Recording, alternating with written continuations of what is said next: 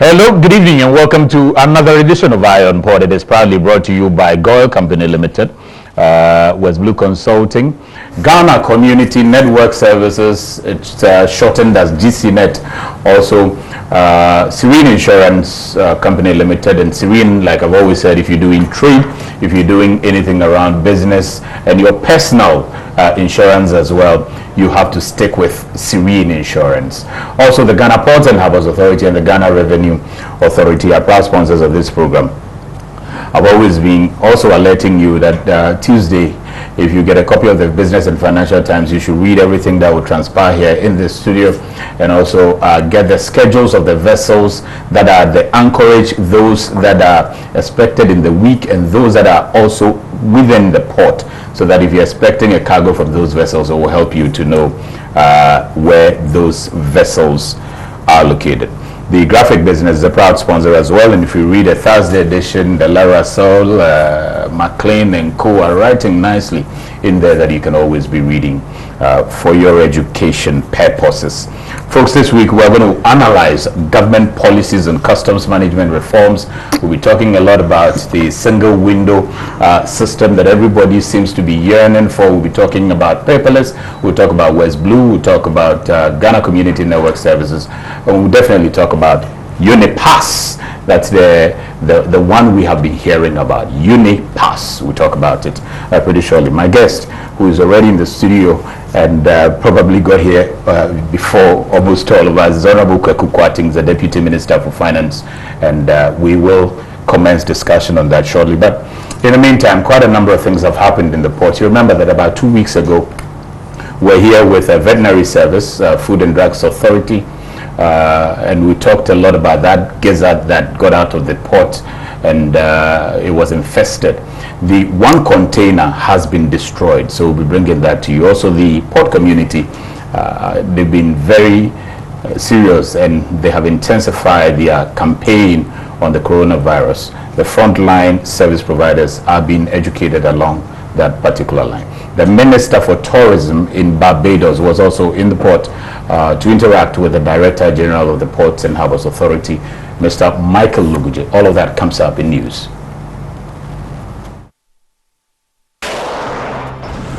The Ghana Ports and Harbours Authority, after a month-long sensitization campaign of the general ports community on the deadly coronavirus, has taken the awareness program a notch higher by training frontline officials who directly encounter travelers to the port as part of preventive measures. According to the World Health Organization, there is now a total of 95,265 reported cases of COVID-19 globally and 3,281 deaths, with African countries like Nigeria, Togo, Senegal, South Africa, Cameroon, among others, recording cases. It has become imperative for Ghana to intensify its preventive measures at all entry points to the country. It is as a result of this that a team of GPHA Health Services Department sensitized members of the Marine Operations Department, Fire and Safety Department, the Transport Department, and the Tema Shipyard. If the port health officials have come to clear them, once you are dealing with them, be looking out for features of anybody that is sick on board with these running nose. Not only that, we will equip you with the temperature gun. So once you are dealing with them, you gun them. If you see if somebody is sick, you know. The frontline staff of the authority were taken through appropriate hand washing methods, and special emphasis was laid on the use of protective clothing, especially nose masks and gloves, during their dealings in the port. Most of our business dealings is with China. It's not even them coming. The number of Ghanaians that go to China, we have our students already there.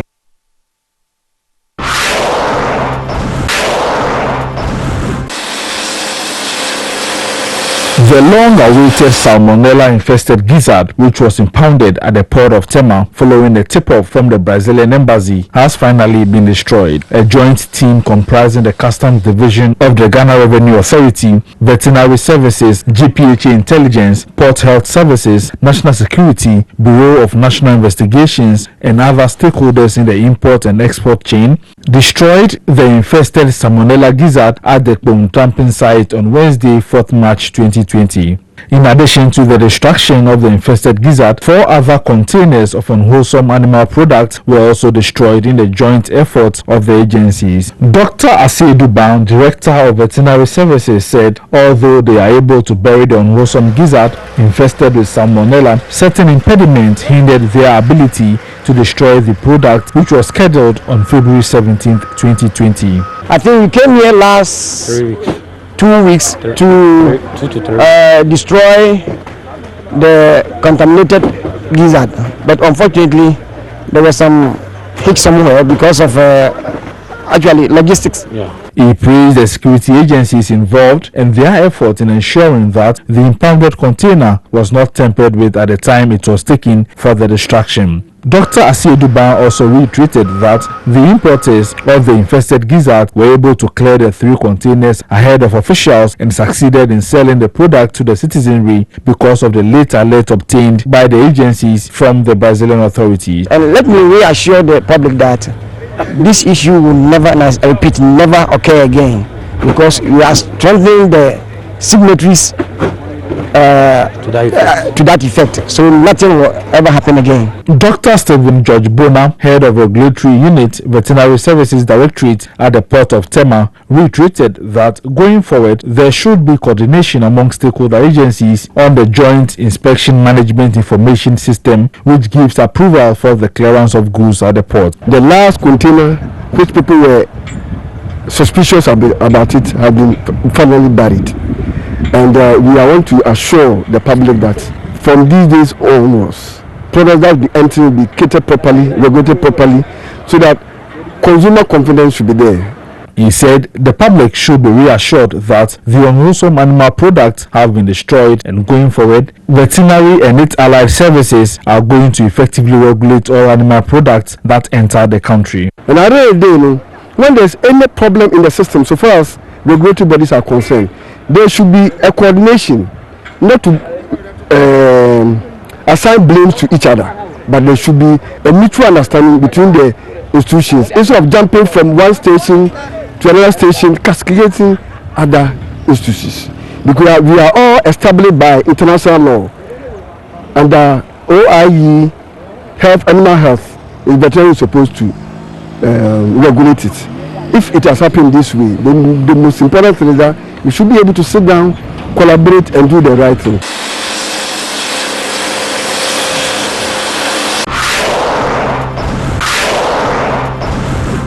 Ghana and Barbados have taken a further step in their ambitions to grow bilateral cooperation between the 2 countries, with both parties expressing ambitions to develop a cruise terminal in Ghana to boost tourism and economic development. The recent demonstration of this ambition was experienced when a team from the Barbadian Ministry of Tourism and International Transport and the Ghana Tourism Authority paid a courtesy call to the management of the Ghana Ports and Harbours Authority. According to Dr. Kerry Hall, the Director of Tourism Development of the Ministry of Tourism and International Transport Barbados, his country has gained an expertise in cruise tourism, and should Ghana develop a cruise industry, the country stands to benefit tremendously. It is about product, and it is about offering a visitor to your country a menu of options and things to do and experiences. You want to have your ground transportation people organized to take people to a few options where they can then do tours and spend a useful and productive day getting a sample of what Ghana has to offer. He revealed that in addition, his Prime Minister envisages a very lucrative venture in exploring the West African coast in cruise plans in the future, so the concept of having a cruise terminal in Ghana will serve that purpose. What my Prime Minister also had in mind is the question of how best we might be able, between Ghana and Barbados, or perhaps the west coast of Africa and Barbados, to be able to find new routes to visit the western coast of Africa. I suspect that that would be a sellout in the Eastern Caribbean. The Chief Executive Officer of the Ghana Tourism Authority, Akwesi Agyemang, disclosed that it is the government of Ghana's intention to not only deepen tourism but trade as well, and recognizes the Ghana Ports and Harbours Authority as instrumental in facilitating this process. Looking at ways that we can get Ghanaian manufacturers and small businesses to partake in BMX, which is the biggest manufacturing expo in Barbados.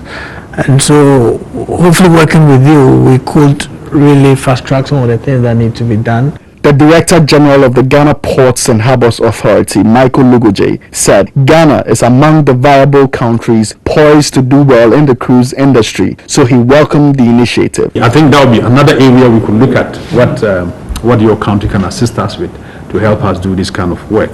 So the potential for new routes is there for our region, and it's important that we work together to be able to open those. He added that the Ports and Harbours Authority of Ghana will visit the Port Authority of Barbados to cooperate in areas of capacity building, among others. We will very soon be talking to the Ports Authority of your country to get a delegation that will visit for us to begin to discuss, look at what is going on there.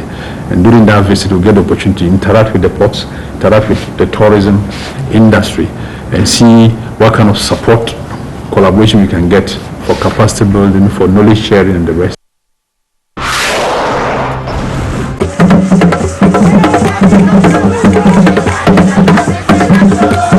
Meanwhile, as part of efforts to explore tourist sites in the country, the Ghana Ports and Harbours Authority's Tourist Club has paid a visit to the only all-encompassing aquatourism destination in Ghana, situated on the beautiful banks of the Volta Lake and the hydroelectric dam in Akosombo. Members of the GPHA Tourist Club had a memorable cruise experience on board the MV DODI Princess II, which is Ghana's exclusive commercial cruise boat. GPHA is considering to have a cruise terminal in the port of Tema, where tourists across the world could visit to rake in the needed revenue for the state. Considering the fact that tourism plays a critical role in the development of every nation, the leadership of the Tourist Club expressed gratitude to the management of the Port Authority for regularly supporting the club.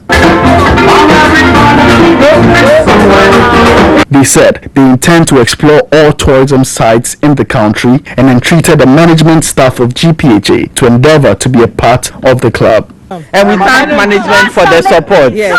And we want to encourage management, other managers to also join us so that they come and enjoy this trip.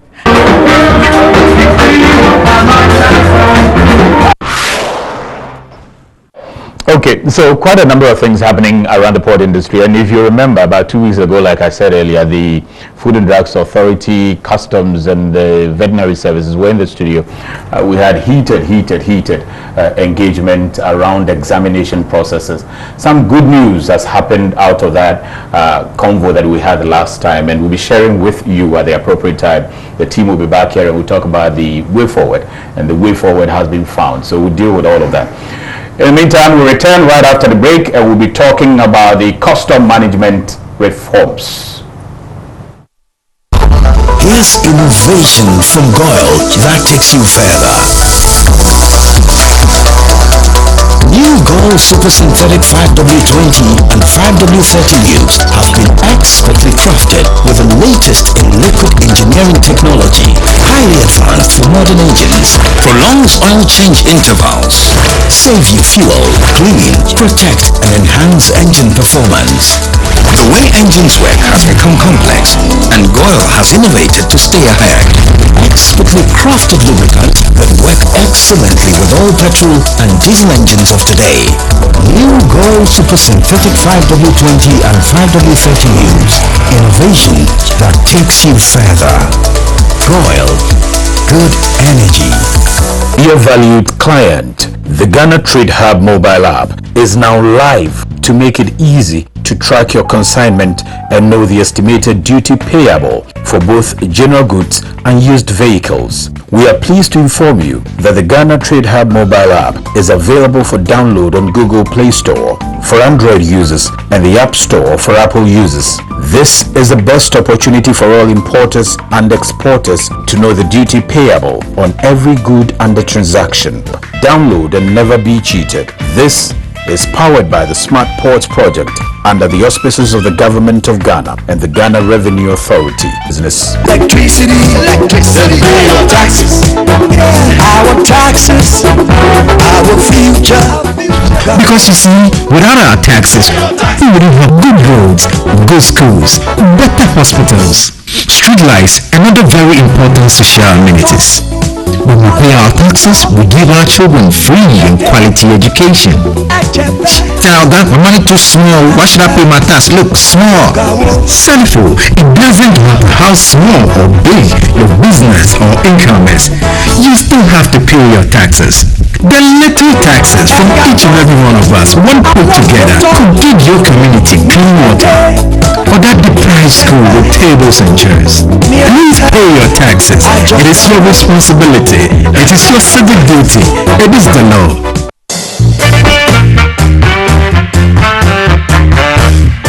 Hello, how are you? Hi Yvonne, a few words please. Everyone is talking about the fire at your production house last week. How are you holding up? Has production stalled? No, not at all. My crew and everyone on my set is perfectly fine because I insure with Serene Insurance. As a matter of fact, I've had all my equipment replaced, including the vehicles that were affected. My workers have been sorted out. Even my production downtime has been covered, so it's all good. I have a meeting to attend to, so I have to get going. Sorry about that. Which insurance company did you mention? Serene Insurance, the new face of insurance, a member of First Sky Group. Okay, welcome back. We're discussing government policies on customs management reforms, single window, the paperless, also Ghana Community Network Systems, West Blue, UNIPASS, and all the others that you can think of as far as policies by government is concerned. And my guest this evening is the Honorable Deputy Minister for Finance, also Member of Parliament for Obuasi West. Kwaku Kwating, pleasure to see you, Senior. It's good to be here too. You've been hiding and doing a lot of runarounds, you know, hide and seek and all of that. But finally you are here. Finally I'm here and I'm happy to be here. This is your home. Coming from the constituency, how is it doing? Vetted already? It's vetted already. And the constituency is fine. We are hoping that they would return us to Parliament. Okay. And we are working hard to make that easy for them. Some of your constituents already sending tests. Somebody says you taught in primary school, primary 6. You were a teacher there at Ansi? I did my national service as a teacher. Okay. And I'm happy there are people who still remember. One of your students, she's a big woman around the port there, AC Fleming. She's a strong businesswoman in Tema too, so you thought you've been doing well. Thank you. You did well during national service. But let's get serious for the purposes of the reasons that you are in now. Government, I know that since you took over, 2017, have been rolling out quite a number of reforms, quite a number of policies out there. I just want to find out from you, what sort of custom management systems did you inherit, and what strategies have you been putting in place all this while? Well, thank you. To start with, the fundamental focus of this government's economic management strategy is industrialization. You want to add value to what you have, first so you can do import substitution, and also that you will be able to export for forex. That is economic management. Now, if you want to do that successfully, then a modern customs is critical. A modern customs regime that would help you do these would be critical, because the output of the industrialization process would be products that must be traded across your borders. And the equipment and the ingredients of your industrialization process would necessarily mean that you need to take customs seriously. This informed fundamentally government's keen focus on modernizing our ports. So once we are in government, we reviewed the customs regime. And what has happened historically had been the multiplicity of vendors, service providers engaged by different MDs. Okay. Now, even though this modernization, and in many ways you think then of automation and reducing human interface, had been going on for a long time. I remember when in the earlier Kofo administration, GCNet concept came on board, and therefore it ought not to be made to look as though the automation and the modernization agenda we are driving right now is particularly new. But we still observed that the benefits of automation were not coming to us as much as they should have. One, because of certain factors in our customs management regime, and as I indicated, the multiplicity of vendors engaged by different MDAs with different contract terms, contracts covering different periods, was a problem. It was a problem because interoperability was not always easy. And don't forget, these service providers are competitors and had concerns about doing things that would promote the other service provider. And so there were times when some of these disagreements were almost expressed publicly. Now, the harm in the end was on Ghana's customs regime. So we never really got the full benefits of the automation that we wanted. So once we were in government and we reviewed the situation, government took a strategic step to get experts to review the ports. We understood many of these problems, but it was helpful to let experts exposed to the experiences of other customs environments outside Ghana to look at our situation and to suggest some solutions. So we got, thankfully, and I take this opportunity to thank Danida. They sponsored an international review. When I say an international review, a review by 3 international consultants to bring other countries' experiences to Ghana, to review our situation and to give us some blueprint going forward how we want to deal with our ports. The work of the consultants vindicated views that government had held since we'd been in office, that the multiplicity of vendors was a problem. So a key part of what we have been trying to do over these years is not just to automate, and by automation we are referring first to what has come to be known as the paperless, championed by our Vice President, and successfully so. We're grateful to him. That if you want a modern customs, you should reduce human interface.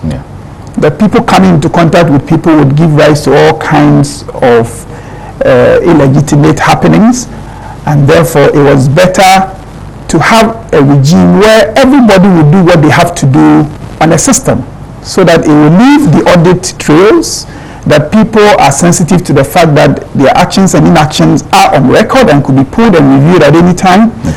And also to hasten the clearing process at the ports, so that if you had to do things on the on the system, it was expected that you do that more quickly. So in summary, our reform is driven by the need to automate, and to do, you want things to be done on the system.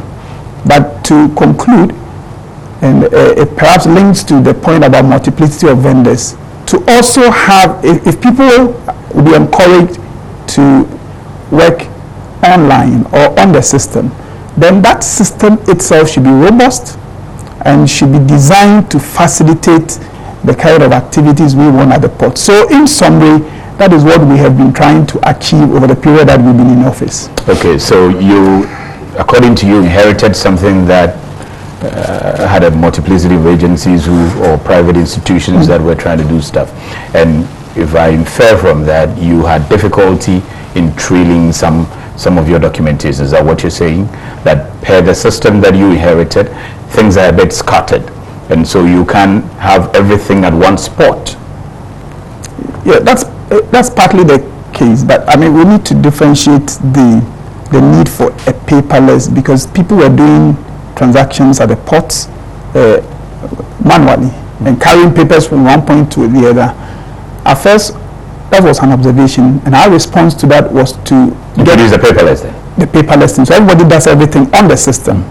But then you need to also look at the systems itself. And that is where we observed that the multiplicity of vendors was making it difficult to have a robust system where from end to end you can hold some vendor responsible, where you would not have issues with interoperability, because you were moving from one system to the other. They must gel well, and we had difficulty with all those things. And it appeared to us, and from the review the experts did, it came out that the multiplicity of vendors and the multiplicity of systems or subsystems at the port was a hindrance to our opportunity to benefit from automation fully. That is the point I was trying to make. Okay, I think that's clear. I just wanted you to reiterate. Sure. So I find two main challenges. One of them you would say, and you have repeated that you have solved, papers flowing around, yes. And you targeted that you get rid of that, so you implemented the paperless. Now you also found that multiplicity of institutions trying to do stuff, and so you couldn't find whatever you needed to trail, put whoever responsible for what in place.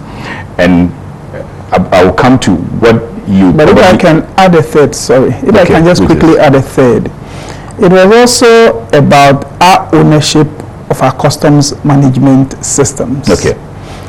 We have become so used to having private people do things that customs must be able to master and own.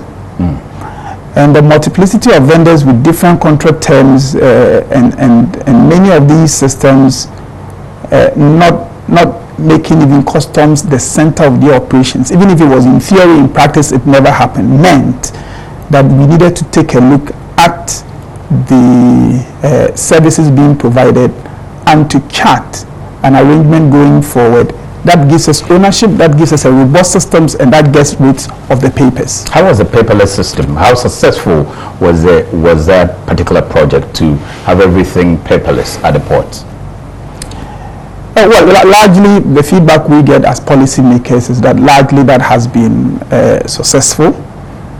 We continue to perfect that arrangement. You're never going to get it immediately you start, but it has been a good initiative, and a lot of the processes are now done online. In fact, I guess was trying to get some reports from the field as I was coming for this program, and the issue of getting regulators to provide permits online is one of the things that the new system at the moment is working on. And it tells you that permits that in the past would have been given manual are now happening online. That is what we are seeking to do. We continue to deepen it and to eliminate all kinds of paper trails and manual trails, so that we reduce human interfacing with traders to the minimum. I recall that you touted about 51% increase in revenue. Was there that much percentage increase in revenue for government? We can always go back and look at the figures because... But is it around that figure? Was there significant increase in revenue? Well, you know, it depends on revenue over which period you're talking about. No, over the period the paperless was implemented. So I recall that the announcement was in May 2017 by the Vice President.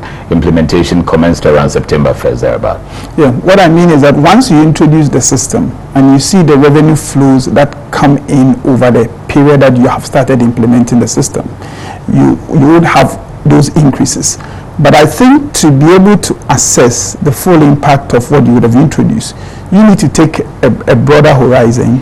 If your customs revenue assessment is over a year, you need to be able to look back on that year and to see whether upon the introduction of these paperless arrangements you have gotten more revenue. That is why I'm hesitant to answer the question directly. But I have no doubt that immediately we introduced the system, we saw things moving more quickly. We also saw then the revenues being paid more quickly.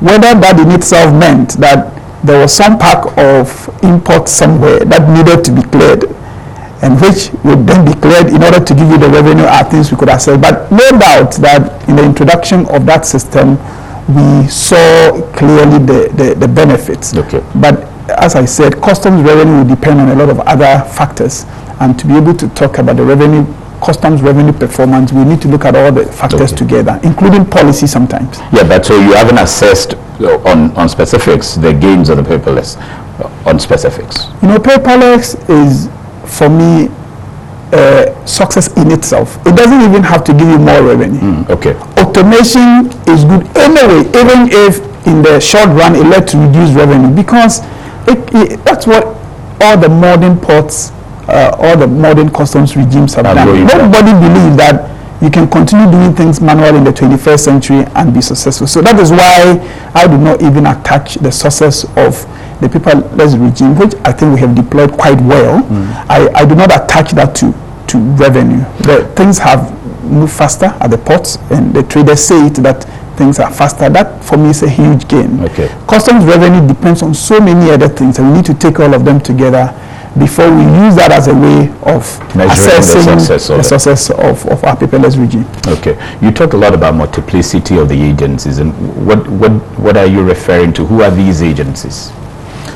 And which agencies are contracting these multiple agencies? Well, you had the Ministry of Finance having contracts with some of the service providers. You had the Ministry of Trade having contract with some of the providers. In recent times, you even have GRA have some contract with some. Separate from Ministry of Finance? Yes. Okay. Because there are contractual issues relating to the reforms, I would hesitate to be indicating specific entities. That is, especially when they are not here. That's fine. But it is enough to say Ministry of Finance, GRA, Ministry of Trade. In fact, even Ministry of Communications has contracts with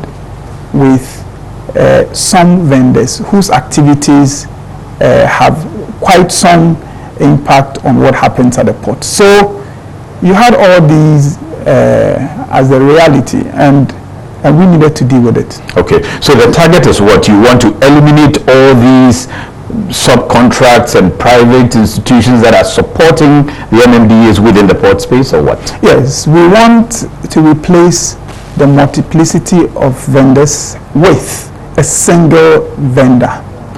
A single vendor that will be responsible for what we call the end-to-end system. So, because at the moment you have these, if you like, subsystems coming together to give us an end-to-end view. Now we want to have a single vendor responsible for that, to own that single system, to be responsible for the things that happen in respect of our customs regime and the automation process, and to have a contract with customs itself. When I say customs, represented by GRA, so that at least we will take away some of the frustrations that our quest to get the full benefits of automation has suffered. Okay. So the solution to that, and it was recommended also by the international consultants that did the work, that we ought to have a single vendor, a single system, a single name, so that we can focus on perfecting that system. Okay, so is it the case that you don't have a problem with the efficiencies of these vendors who are operating or supporting the custom management systems, but you feel like it should be just one vendor, for which reason you need to move all the others out and have one single one? Is that no? The reason you need a single vendor is because the multiplicity of vendors is giving you issues. Okay. Yes, and definitely there are issues with efficiency. Yes, there are. In fact, there was a time that, you know, there's one vendor, West Blue, responsible for the customs declaration and the classification and the pre-arrival, and once they have had that interface with the importer, that information had to be fed into another system, the GCMS. Now, both the GCMS and the PASS, the pre-arrival system, are owned by different people, different vendors, who consider themselves, as far as I can see, competitors. And you were asking them to complement each other for the benefit of Ghana's customs regime. And we didn't quite get the kind of cooperation that we wanted. Eventually, we did resolve the issues. But to be fair to the outgoing vendors, I think they have helped in ways that they can to address some of these difficulties. But in the end, if I can get a single vendor, that takes away all these. Today, you have what you want. Tomorrow, you don't know which other systems. And I guess I'm avoiding mentioning names. Issues about one system relating well to the other are all over the place. And almost every vendor has had this kind of issues with one other vendor. And we are going to have to ask ourselves, do we really need this? The decision government has taken, and we feel very convinced about this decision, is to replace this arrangement with a single vendor. And we have started deploying that system. We are observing closely in order that it would help us manage the transition. But it's a decision we feel very committed to. We think it is good for this country.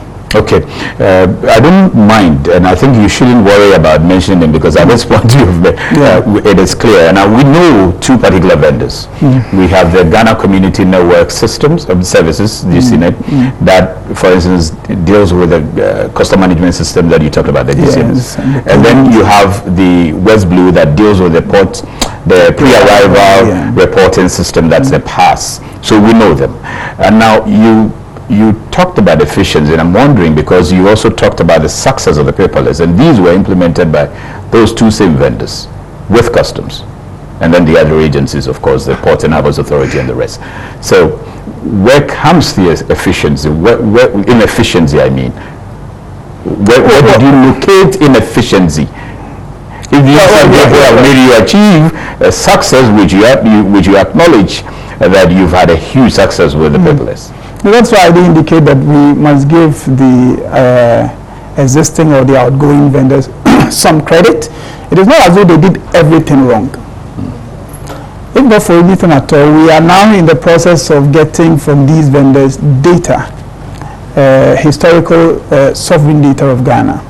And if their system wasn't able to at least hold this data in trust for Ghana, we will not be discussing that data. So if I have said anything that suggests that the outgoing vendors did not do anything right and that they were wrong every time and in every way. Because nobody can be wrong every time. Yes, so, but then all the time. When you ask something, when you ask the question, if paperless has been successful and paperless was done with that system, then what do you say? So I'm answering you directly that I have not suggested that they did everything wrong. And in fact, in paperless, when we started, we had some difficulties, you remember. But it was these outgoing vendors that helped resolve it. So I'm in no doubt that they have done their bit. But I'm also in no doubt that a single vendor operating a single system is the international standard. You hardly find in any good customs management regime the number of vendors you see in Ghana. And our desire is to go that way. That they did their best in the circumstances, and that they deserve some credit. Should not be interpreted to mean that we can have a better system. And a single vendor, single system is the best way forward for this country. Okay, but you intend to bring an entirely new vendor. Isn't there a way you can fuse those existing two vendors, and we've mentioned two of them, two vendors, into one, and have them agree to work together? Has that been so difficult to fuse them that is making you resort to getting a third one in there to replace the two of them? Well, there are more than 2 vendors at the port. But I'm talking about those who are in line with the custom management system. Yeah, the customs management environment has several other vendors. You have SML in there, you have CTN, you have all those vendors are now in there. Okay, the implementers of CTN. Yes. So and you have the scanning vendors. They're all there. Plenty. Are all these going, by the way? Are you saying that all of them are moving for UNIPASS? Well, it's not UNIPASS. To a new system. Yeah. But what Cabinet has approved is a single vendor, end to end. Okay. And therefore that is where we're going. So in answer to your question, whether you could not have put these 2 vendors together, these are 2 vendors. One, I think some changes have started, but one is largely foreign owned. This another one is largely foreign. No, GCNet was largely foreign. It's majority foreign owned. I hear there are some changes happening. I'm yet to get a full brief of what exactly the changes are. But as of the time these decisions were being made, it was largely not. Because government has about 35% in GCNet, don't they? Well, GRA has some, I think... Ghana Commercial Bank, I think, and then Ghana Shippers Authority. Yeah. I think there's a 20, 10, and 5. But we can find out. Actually, it was majority of them SGS, I think. I'm not sure, but majority of was foreign owned. SGS, the security, okay. Yes. It was majority. All the Ghanaian... And that's been a problem for you? It hasn't been. I was just making the point about how you go about putting companies together. Those companies, don't forget, may have other businesses doing. Okay. They're just doing this as one of the things they do. And so you're going to put them together so that they all, in addition to the port business they're doing for you, all the other places they are doing. So it was not, I did not consider that when you have a contract with a company and you now want that the way to go is to tell all the various and say come together. What about the other businesses you're doing with other parties other than government elsewhere?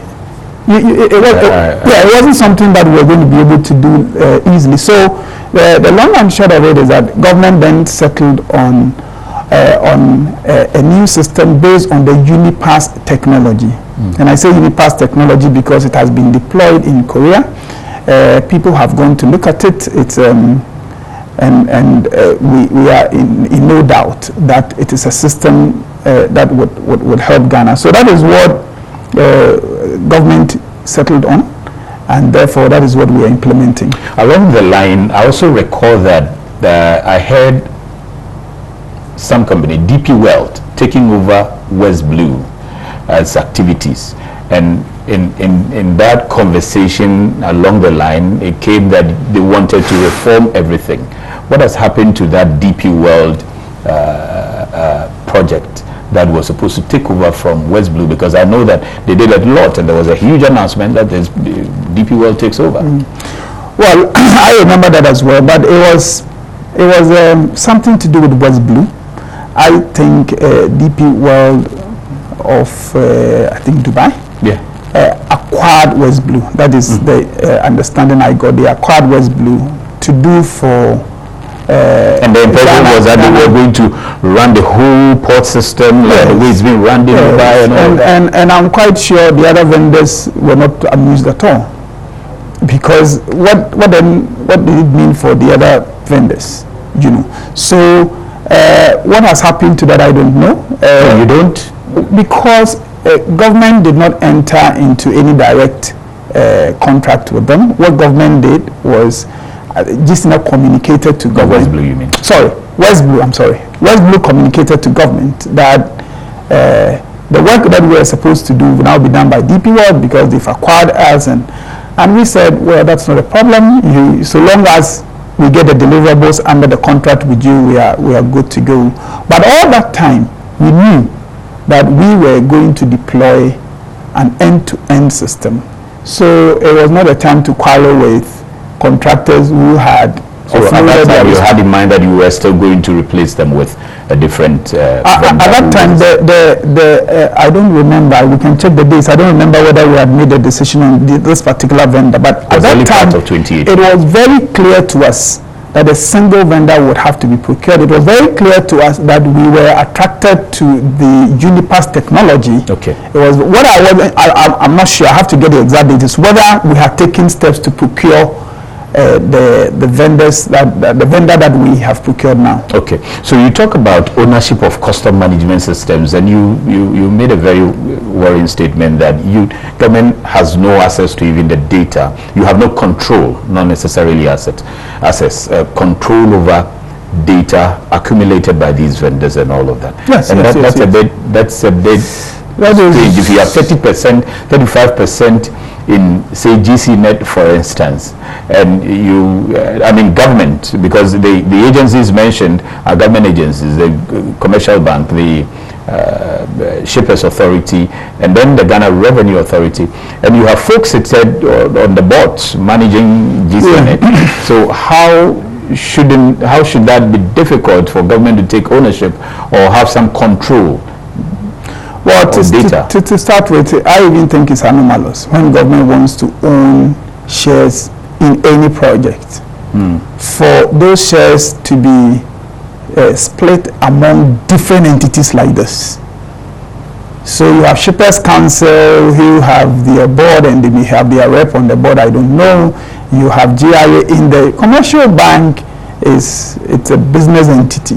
They are supposed to do business in accordance with the Companies Act and the license from the Bank of Ghana. So there's a limit to what influence government has over the decisions they make. But the point I'm making is this, that even if you took it that those shares were owned by one entity on behalf of the government of Ghana, that is shares at the shareholder level.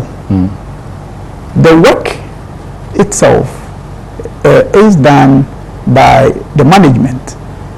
That management is controlled by the majority shareholder. For instance, since you mentioned Shippers Council and Shippers Authority. Shippers Authority and GIA, I take it that you're referring to, say, GCNet. Yes. Now, so at the management level, I don't see 35% Ghana's representation in management.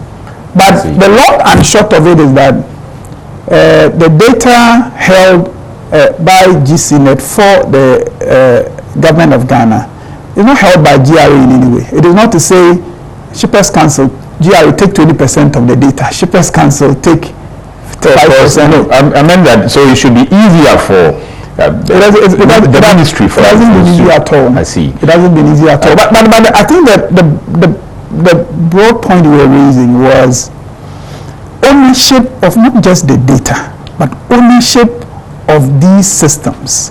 Are we going to perpetually get private people, some of whom complete foreigners, to run these systems forever? And whatever the test of the contract with these service providers contain, the reality is that when you have different entities, the Ministry of Trade signing contract, when you have Ministry of Finance signing contract, and you want your customs people to master that contract and to assert their rights in that contract, it's always going to be problematic. Yeah. Which is why the decision to focus on a single vendor and to get GRA representing Ghana Customs have a direct relationship with this new vendor is the beginning of a culture of customs taking control over this. And if you look at the new arrangement with this new service provider, a lot have changed. Okay. Just to add this small bit, because the minister is listening to us, a lot has changed, especially the provisions on data management. And those listening to me would understand why data is so critical in this discussion.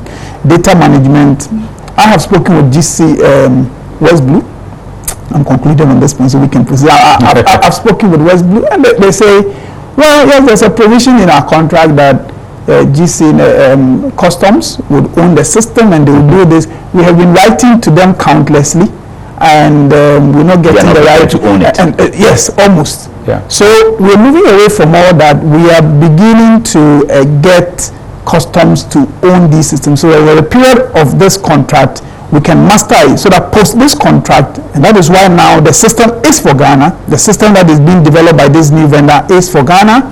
And when they have finished, I hope that customs will be able to say, we have mastered this, we have the experts to manage it, so going forward, we do not need any private vendor. Okay, so I will ask about the readiness for custom to own and whether these were not even in the other contracts you signed, the private ones. But you talk, the other thing I want to know is that CTN was just introduced, I think, in 2018. And I recall the struggle by the then Commissioner of Customs to get people to understand and buy into the CTN itself, the cargo tracking unit. So it was pushed by government at that time. And the hope was that it was going to bring a lot of clarity to the documentation when it comes to imports and all of that. You are getting receipts from origin and all of that. So CTN was introduced 2018 by government, pushed that it will reform stuff. Even we thought at that time that the vendors were too many. Why did we even start thinking of pushing more to bring other solutions instead of tasking those who were already in the system to reform whatever we needed to reform at that space? Because we were looking to shrink the vendors. Yeah, you're right. You're right. And you know, CTN was to address valuation problems. That people did not declare the true values of their imports, so they evaded tax, and on the export side they overestimated it as a way of capital flight, you know. So that is what CTN came in to address. At the time, the concern was to get that problem fixed. And if, I guess, CTN was a module under any of the contracts that had been signed, we probably would just have explored it. But GRA at the time felt so strongly about checking valuation because there was a lot of pressure on the GRA leadership to meet their revenue targets in order to support government's programs. So they made a decision then. And so it's fair for you to ask, if there were many, why then did you not expand the contract of maybe existing vendors to be able to do that? I don't know whether they would have had the capacity, but I get a sense. You didn't consult them. I get a sense that we never took the trouble to find out whether they would have. Even though you had a target to shrink the number of vendors. Well, for me, it was the main focus and agenda of government. Yes. I doubt it. It was signed by GRA. They might have done some consultation. I doubt that the GRA took sufficient steps to get existing vendors to provide that particular. You were on the board of GRA at the time, right? I may well have been. Yes, so this could have been a board decision as well. Yes, I didn't get the time to attend every board meeting, but I don't make any excuses for anybody, and if perhaps some more consultation would have helped us to get one of the existing vendors to do that, we didn't. Okay. The GRA procured a new vendor. The fact of the matter is that where we are now, you don't like it. We want to have a single vendor. Never mind the mistakes we've made in the past. We just want. Which I'm sure that you are conceding, though, that if we were seeking to shrink the number of vendors and we still introduce something. But the way you talk of shrink, to say shrink means we want to reduce. We want to reduce the numbers. It was not. The policy was not to reduce the vendors. The policy was to have a single vendor. And even if I sat in a policy discussion, I may well have said that, look, all these vendors in future would not be there. So if you GRA, you feel so strongly about undervaluation that you want to get some new vendor, please proceed and do it. But the policy going forward is that there's going to be a single vendor. I may well have made that contribution. So I do not think that shrinking vendors, as though you could have shrunk it from some 6 to 3 and be satisfied. Well, you can take well, that is what vendors. Anyway, but I think let's leave one of them. Find a way to make it one. That's what we have done. That's what we have done. Okay, because if you take the CTN, for instance, it was all just about working on the manifest. It wasn't too much to be done, was there? If the system had probably been engaged, I concede. With hindsight, GIA may well have gotten one of the existing vendors to do just take that action without introducing that. But they just engaged a new vendor. So and now we're going to have a single vendor end to end. Okay, so that single vendor, let's talk about it now. You are saying that it's UNIPASS technology. Who are they? UNIPASS is Kupia, Customs UNIPASS, something of Korea. You know, they have developed the software. They developed it themselves, and it's a customs wing, if you like, of the South Korean government. And they have set up Kupia, which is a private company kind of owned by, if you like, Korean Customs. And they have deployed the system in their own country. They have developed it, and now they started exporting it. The arrangement we have entered with Ghana Link, because their contract engagement is actually between them and Ghana Link. The arrangement we have entered into with Ghana Link is for... Sorry, just break it down because Ghana government has a contract with Ghana Link. Okay. Now Ghana Link, not the Koreans. Now the Koreans have a contract with Ghana Link to deploy the technical end of the contract. Okay. So they are actually, if you like, the technical wing of Ghana. They are part of Ghana Link. That's how government views it. But we are keen that Ghana Link deploy that technology because we have seen it. We've seen how it works. We've seen the experiences of other government. So in fact, cabinet has made a decision that this is a technology that should be deployed in this end-to-end system. Because cabinet has seen its work and has approved? Yes. I have looked at the recommendation from many experts, and I think there are even customs and technical people who have gone to actually review the system, and they recommend that it is a system that can serve our purpose. Okay, and this is a foreign system. The technology, the UNIPASS technology is coming from Korea. And earlier you talked and expressed some worry about the fact that some of the existing vendors are foreign and all of that. Aren't you worried about the fact that we're introducing another foreign? Well, it's one thing a foreigner coming to develop a software for you that you can own and master. It's another thing a foreigner coming to say that I have a software, I'll be delivering a service to you. And then you leave after a period. When you leave, the vendor leaves with their software. Okay, is that what is that's what with the current vendors? Yes. So your worry with the current vendors is that you don't own it. Yes, the system is such that once they finish with whatever contract period that they have and they are supposed to leave, they go with the entire package. Yes, and if you have... Is that the same with all the vendors I know of? I can say that clearly with GCNet. What about West Blue? West Blue contract.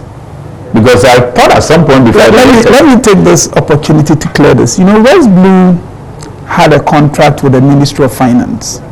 As a condition precedent, there ought to have been value for money audit. That value for money audit was never done over the 2 years that they operated before the new government came. No value for audit. No value for money audit. Even there was a clear provision in the contract, and even the value for money auditor was mentioned in the contract. And when this administration came, we decided to do the value for money audit. Now, the conclusion of the value for money audit was that the contract was not value for money, and therefore the contract had to be renegotiated or cancelled, and of course if it is a condition precedent and it has not been satisfied, GCNet did not quite agree because they issued a letter criticizing the work of the output of the auditor, and therefore, but we then said, well, if it's a condition precedent, it never was done, it's now been done. Over the period that we hope to have this transition, we would work with GCNet, we revise the fees, The issue even now of copyright, it's one that we're having to deal with from legal advice as open market matter, because the copyright of that system now has come into discussion. Government takes the view, which we have communicated, that because of the provisions of the contract which did not become effective, but upon which some work, the initial work was done, a government should own the system. West Blue, I think, disagrees, and steps are being taken to resolve that matter. I'm just saying this in response to the question of whether we own these systems. In any case, even if we were able to own the different systems, you own this, you own this, you own this, and our government is going to have the burden of integrating all those into one, you have to ask yourself whether you are not better off with a system that has been developed as a single unit and that can be deployed by a single vendor. So in answer to your question, the issue relating to ownership and in fact control of not just the copyright of these systems, but also the data it contains, and our general control over these have been so weak, and they are the lessons we have learned in this new contract. A lot of provisions have been put in to ensure that this is corrected, but more importantly, and that is not a contract matter, GRA is now having to be equipped, and when I say GRA in this regard, I'm talking about Ghana Customs. They are now having to be equipped to be able to master these systems, so that when the current vendor goes, or when the contract with a single vendor comes to an end, Customs will be in a position to own this system, and if at all they are going to engage some private vendor to support, it will be to provide some limited but my own experience, but I've been asking about this from other customs outside Ghana, and what they say is that yes, we own the system and we engage service providers to handle some aspect of the system for us, but we then have we own it, even in order that any of those vendors can introduce their experts to our data, we need to give clearance. So you have a situation where the customs of these jurisdictions own the system and they control who has access, who does not have access. In our case, it is different. The vendors own the system, and when sometimes we want data, we need to beg them, and you can beg, and it's not coming because they think that some contract provisions have even not been respected. And you have vendors hold the Republic of Ghana to ransom over the sovereign data of the Republic of Ghana. That is not an arrangement that is going to exist under the new system. Okay, because I have heard West Blue complain about the fact that sometimes they will be inviting customs to come and take control, and they don't even get that kind of response. I recall in 2015 thereabout, when West Blue was about coming in, and they took over September 1st, 2015. So before they came in, there was a lot of talk about why can't customs do this? Because at that time, the DICs were leaving, the 6 of them, the station inspection companies were leaving, and so a new system, the West Blue was coming to take over from the 6 of them. And people said, oh, it's even if we are letting the 6 DICs go, this is the best time for customs to take over. But then customs said, okay, we need a capacity building from a private person, and then after a point in time we will take over fully. Now they've been around for 5 years. Customs still haven't taken over, and that is exactly what you are hoping to achieve, that you have a system that Ghana owns and customs manages it, or customs owns it.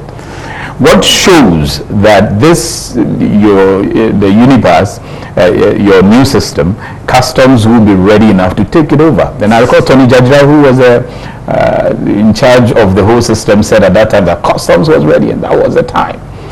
So a very fair question, a very fair and legitimate question. I mean, we ought not to let it look like the issues have just been with our service providers. In fact, as I indicated earlier on, I think they have done their part.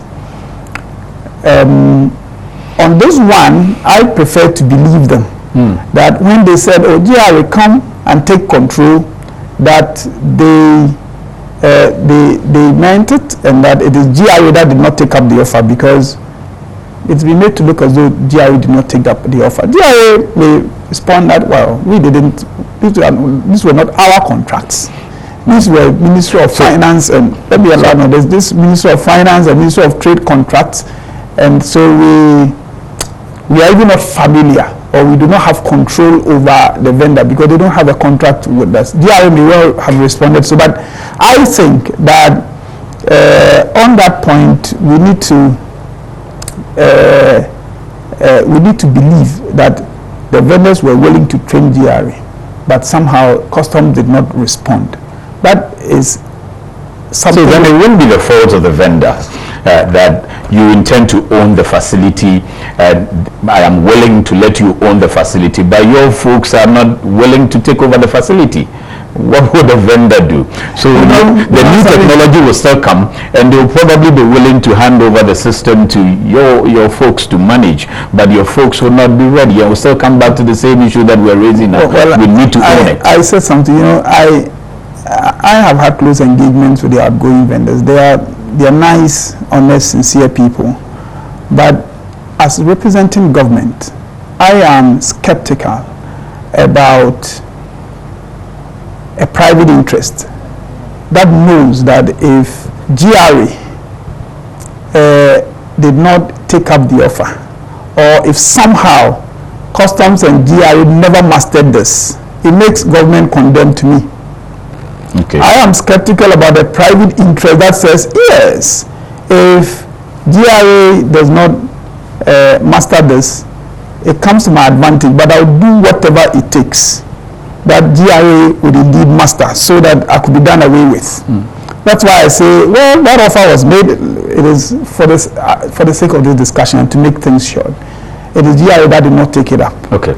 I am saying that going forward, we will not do that. I'm not necessarily putting the blame on the private vendor, but I sincerely believe that it is dangerous for the country to assume that private people who have an interest in customs, not mastering these systems, would work toward against their interests. Okay, let me just say though, and it's a good thing that you taught during national service. And the Honorable Deputy Minister is very willing and ready to take all manner of questions from everywhere. We just need to keep them very straightforward and keep it in a very sanitized way, and then definitely we will take the questions. At the appropriate time, I'll let you know when to call. The number that you're going to call will be 020-552-8353, 020-552-8353. The number though that you can start sending your WhatsApp messages, and I see quite a number of them coming through though, 055-901-9177, 055-901-9177, I think is displayed on the screen, so you shouldn't get it messed up. You can send the messages through, then I will ask the minister on your behalf, and I'm sure that we'll get, again, if it's quite a number, and I'm seeing about 228 and already. So if you don't hear me ask, they are scrolling on the screens. We are sharing them with the rest of the world already, but we'll definitely still get responses to most of them. So let me find out from you, which African country have you seen this UNIPASS working so far, Gogo? Well, we have seen it work in Korea itself. Korea, yes. That's Africa. Yes, but the system they've developed is a Ghana system. They came here, they studied our system. We are told that even in 2015, under the previous administration, they came here and did some review. And they studied our system, and what they have customized whatever they had in Korea. That's why I say it's our system. It's only based on the technology they have brought. Now, if you are asking about an African country, I don't know where they have deployed the one they have developed for Ghana. So the Ghana one is a customized one for Ghana? Customized one for Ghana. They came to our country? Yes, they've been around since 2018. I see. Yes, they've been around since 2018. And developed a specific one for us. Have they developed a specific one for any other country? Yes, I think there's a list, I don't have it here. Of an African country? Yes, of an African country. A customized system for, because DP World, for instance, I know works around some of the African countries. They have. I don't have the names here immediately, but they have. And we've been We just started deploying the system, and so far the feedback I'm getting from the field encourages me that we're on the right path. And in theory, they have done many demonstrations, and some of the things that as policymakers we have been concerned about with our old systems, we've put the questions to them. They say this addresses it. The test shows that the system addresses many of the concerns we have. We will continue. That's why they will be around for 5 years. Or 5 years. The contract. The Koreans. The Koreans will be here for 5 years. 5 years. And over that period, the expectation is that we would develop it. If there are issues, those issues will be fixed. If there are improvements required, they will be done. The objective is to get something that is for Ghana. Over the period, we're looking to get our own experts to master it so that we can also tweak it and develop it, and also because we own the system, that we will be able to also to export to other African countries that have similar customs regimes such as ours. So, long and short, we're confident in the system, and something we should give it a go as a country. Okay. But who will then take over after the 5 years? Because you don't have direct contract with the Koreans. You have with Ghana Link. And after 5 years, the Koreans, and the contract began when though? When? Because it's not this. There was an original contract signed between Trade and Ghana Link, which was approved by Cabinet and which went through the procurement processes, properly procured. I have seen letters from the PPA giving even ceilings as to how much fee could be charged and all that.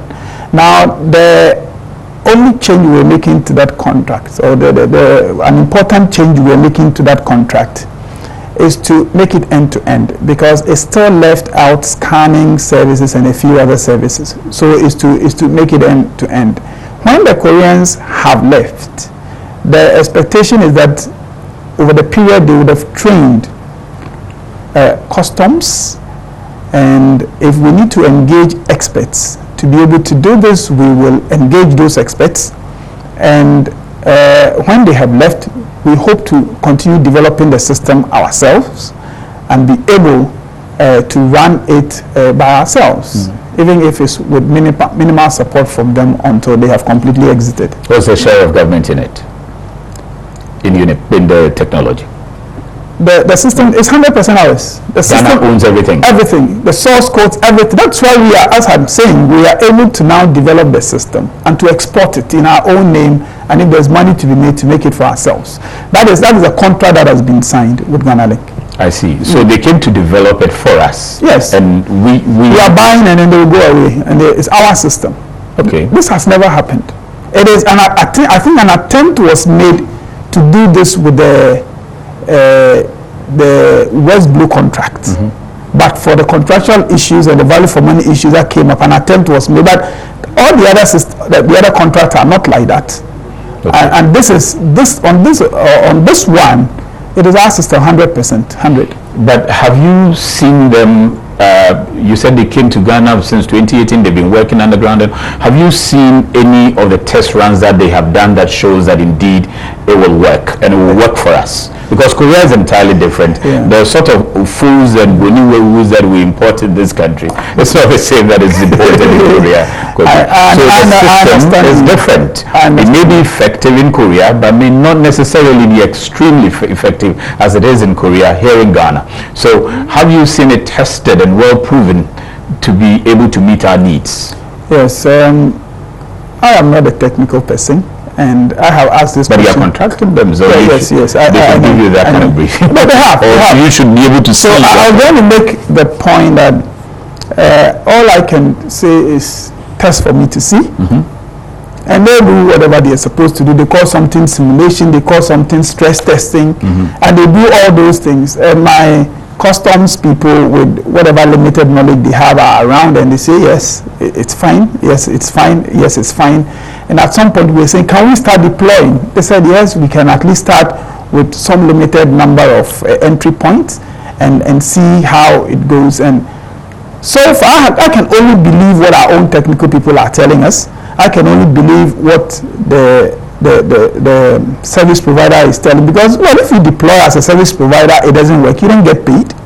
And Ghana Link and both Ghana Link and Kupia, there's a lot at stake for them, because if you deploy a system that doesn't work here, it's your name that would be on it. So it's not as though and it's not something you have paid up front. You continue to deliver the service over a period, and we continue to pay you. So when they tell us that it's ready, there have been occasions when they've told us this one, we can't do it like this, we need more time, we need more time, we need more time. You recall that this thing should have been deployed a year ago. There was a lot of noise. And they come and they say, yes, they come and they say, so the point I'm making is that, yes, you should always hope for the best and asking all the right questions. And then when the system starts, you pay attention. If it is not what they ought to do, you improve it. But the determination to deploy this technology is strong in government. We're going to do it. We encourage all stakeholders to help government improve the system. If it becomes obvious to all of us that it's just not a system that can say work for Ghana, we will make that collective decision. But for now, we have no reason to believe so. No, but that's my worry, Kwaku, because the port space there, and I'm sure you would admit that the sort of activities that happen out of that place, even one day, if something doesn't go right with the system, the revenue losses to this country, you have no idea. The trade facilitation issues that would emerge out of that. So one expects a certain level of assurance that the system will be solid. Yeah. You don't want to get in there and then you start struggling, and now, okay, well, this one year we don't like. That is why a lot of people hope to see that the thing has gotten to a certain place that has given everybody assurance that, look, this system is highly superior than those vendors that you are going to replace them with. What sort of assurance have you seen from this system that tells you that it's so superior than what we already have? Yes, that is my own belief. That is the observation that comes out when you talk to the people involved, when you see the test they are talking about. You see the test. Oh, yeah, because for talking there, they can give. But as for the test, they can do stress testing. That if, say, in Ghana, how many traders are likely to do, or from experience, have done transactions on the system at a go, and they do stress testing, and we ask the questions. They say the result is good, and we can hope that they just will not lie even when the test is not good, because in the past, when they did some things and they thought they could not proceed, they told us to wait, and that certain things had to be fixed, customer had to do some things, then they go back and do the test. As far as I am concerned, plus their words. But it's not their words. I mean, what else can you do? You are deploying a system. Want to see end-to-end. I know. Let me answer like this. You see, when I say that, let's all help make it work, and if we all come to a conclusion that this system will not work for us, we will make that decision together. To be honest, it's just intellectual humility. Yeah. That give room. Don't give people the impression that you resist it. That you are one plug, and all I'm saying is that let us work and let the system work. If in the unlikely event that somehow in supporting the system we all come to the conclusion at some point that it is not the way to go, we'll make a decision together. When I say that, I'm just trying to be intellectually humble, but practically, what I have seen, there's no reason why the system should fail. And we said this system should be deployed. They've started the deployment in some entry points. And the results so far prove that it has been good. Oh, does it? Oh, yes. Because you were supposed to have a pilot done in Takrady and it wasn't done, was it? And so where else is done the pilot to? Takrady is not one. There are some 49 entry points where we have done the initial deployment. Even Takrady is not one of them. I see. No, Takrady is not one of them. Takrady, they're doing the stress testing and the other testing. They've done it before. And they went back to do some aspects of the system's work, just to make assurance double sure. But Takrady is not one of the initial areas where this deployment is going to be done. To conclude on this, look, all that can be technically done, all the checks that can be done have been done. All the questions that have to be asked have been asked. At this point, anybody they say anything is possible. So anybody may well say, what if? Yes, we can ask, but what can be humanly done and practically done has been done. The questions have been asked, the tests have been done, the assurance given from different observers are all good. We have to deploy. We cannot continue wait 2 years. Every time there's something they have to, and I think maybe people just sympathizing for you as well, because again, I'll come back to it.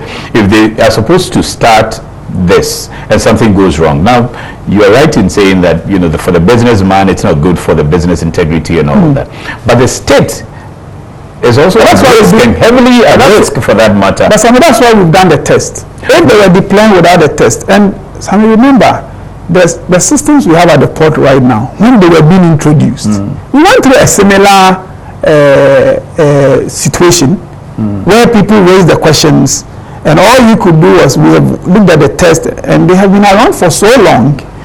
When you're going to introduce something new, questions will always be asked whether this thing is really going to work. What you can do as somebody representing the interests of the state is to ask the right question and to convince yourself that whatever ought to be done humanly to make this thing work has been done.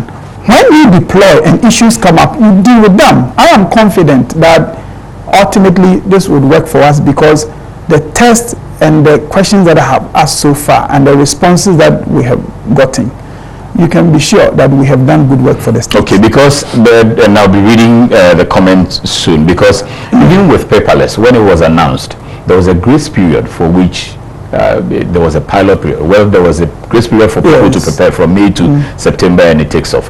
And then there was a pilot period from September to even December, that by that time people should start getting ready and fusing things together and all of that. So pilot has been key, especially when you have to get to a place like that.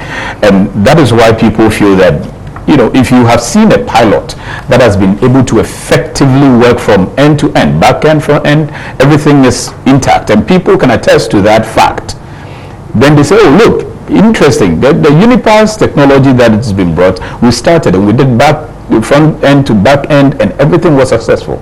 As we speak now, we do not have that kind of assurance to rely upon. So definitely people will now begin to ask if this is indeed as superior as you are touting against the vendors that are existing. But I just told you that we have started, it was not for, we have started deploying at some 49 entry points. And these are the custom stations around at the frontiers. The Lubu and Aflao, because I also heard that they didn't really go through at the Lubu and Aflao. And even as at Monday, which was a time that we were supposed to take. Well, it's also good for the public. It will be helpful to get the entry points to which this has been deployed. But while you look for that, let me just read some of the comments, because a number have come, and I think I also can help you with some of the entry points if you want. So you have somewhere like Aflao, Poglo, Akanu, Paga, Kulungugu, Gonokrum, Kofi Bedukrum, Lubu. All of these places are supposed to be part of the 49 I'm sure that you're talking about. Is there a specific place? And I think that all of the other places, the system is quite manual. So because you don't really need so much electronic. But if you come to Lubu and Aflao, you do. Is that so they do that load something? It's not too the head loads. The head loads. You need to. You see, the process itself is, even if it's at Tema or Takrade, it's still simple. But the customs management process is the declarations as to the value of the item, so that the right tax rate can be applied. When it has been applied, you need to make a payment through a bank, and they all have to be linked to the system. These are the customs management processes that would happen on the system. It doesn't matter whether it is a head load in some small entry point or it's in Tema. the electronic systems are the same. What you will be asking, and I speak like this because of the education we have received, what you'll be asking is, if you are doing this for a lot more declarations at a time, how would the system respond?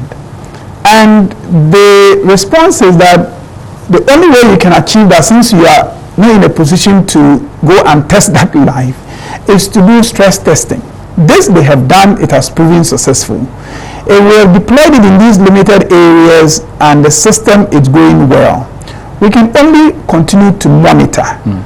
There are experts in this. I come to speak to this because I speak from the policy table.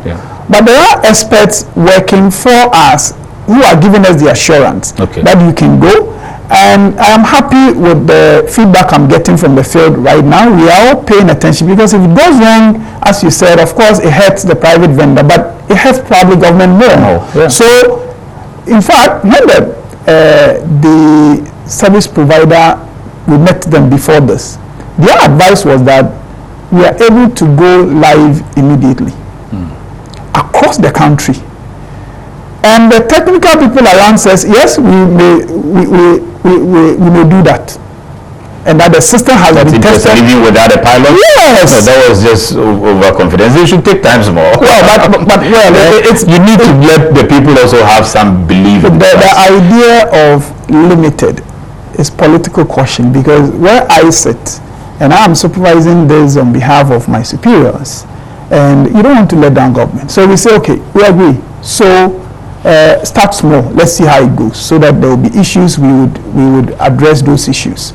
So I don't know what else we can do. I think we have done all that. Let me read some of the comments for you. This one says, please inform the Deputy Minister that permits and exemptions have always been approved online by all approved MDAs through the GCNet system. This is coming from Kwame Dansuman.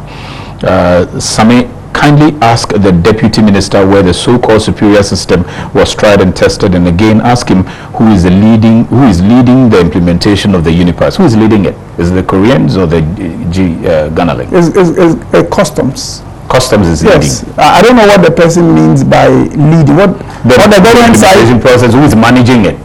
Oh, we are part of the management. I mean, who is managing what? I mean, the developers are here. Okay, so you do West Blue or GCNet like they were doing it. So with the UNIPASS technology, is it going to be done by the Korean government? Yes, together with Ghana Link. Together with? Yes. Okay. Okay, and how much are they going to be paid though? How much are they charging? What's going away? The contract that was signed by Ministry of Trade, approved by the Public Procurement Authority, was 0.75% of FOB. Now that has not changed. Say that again. 0.75% of FOB. Of FOB, yes. Free on board. Yes, okay. Yes. That was the contract. That there's no deviation from that, except that because this was not end-to-end, the other services that they are supposed to capture would add to this 0.75%. So they'll be paid additional if they have to do. They will not be. They will be paid if, for instance, you decide to add scanning services. Scanning would have gone through, has gone through competitive tendering, and there is Nick TC Scan, for instance, doing it. If they're taking that over, we're urging and I know that has already happened, the Ghana Link, to have a discussion with NextScan and to absorb that into the operations, which has happened. And so they add that as a total. So that's a separate fee that's a separate fee. What is that? 0.3%. 0.3%. CIF. Okay, that should be CIF. Yes, that's CIF. Okay. So if it's not for free on board, so we are hitting somewhere around 1. I see, but the 0.75 compared with that of the 2 vendors who are existing, that should be higher than the 2 vendors. The 2 vendors, are they taking up to 0.75 of FOB? They should. 0.74, 0.4% FOB. 0.4% FOB, and then you have 0.2 0.8. Yeah. That comes to 0.28 CIF. Yeah. That's what after West Blue's reduction. Yeah. That's what it comes to. That comes to. So I assume did that come to 0.68? 8. Yes, which is less, way less than 0.75. We can look at the figures again, but you see that's why a lot will be expected in terms of superiority. But of course, it's a superior. And don't forget that these systems that you have spoken about, we don't own them. Here, you're paying this.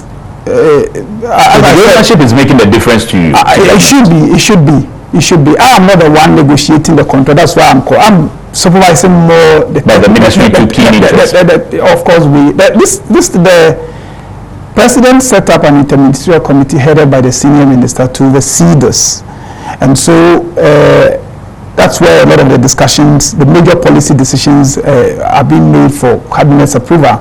But the two deliverables are completely different. It's one thing developing a system that after 5 years you're taking away, you develop something for Ghana, and that also makes it different. So what I can say is that when you look at the fees charged at the port, and it's important that I stress this, anytime this fees matter comes up, I think that is what people are really, there was concerns that there would be increase in charges. There wouldn't. There will not be any increase in the port charges. In spite of the increase in the charge to the vendor.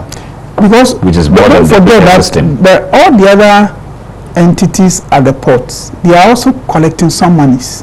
All those that are being rolled into this single vendor arrangement are also collecting somebody, CTN, all the others.